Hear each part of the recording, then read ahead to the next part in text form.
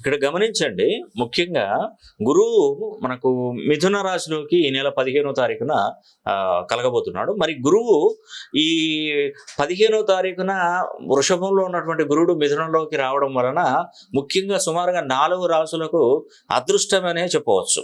వాళ్ళు ఐశ్వర్యవంతులు అవుతారు, ఉన్నతంగా జీవిస్తారు, బాగా సంపాదిస్తారు. అదే దాంట్లో మొట్టమొదటి రాశి తులారాశి. తులారాశి వారికి మనం గమనించినట్లయితే తులారాశి నుండి మిథున రాశి అన్నది కూడా 9వ స్థానం అవుతారండి. 9వ స్థానంలోకి గురువు రావడం అనేది కూడా తులారాశి వారికి నేను మొదటి నుండి చెప్తూనే వస్తున్నాను. అసలు మీకు తిరుగులేదు, మీరు ఇంకా దీని గురించి మీరు దిగులు పడే అవసరం లేదు. మీరు ఐశ్వర్యవంతులు అవుతారు, ధనవంతులు అవుతారు, దాంట్లో ఎటువంటి సందేహం లేదు. రెండోది మేషరాశి వారు. మేషరాశి నుండి 3వ స్థానము మనకు గురువు మనకు ఈ నెల 15వ తారీఖున 3వ స్థానంలోకి వస్తున్నాడు.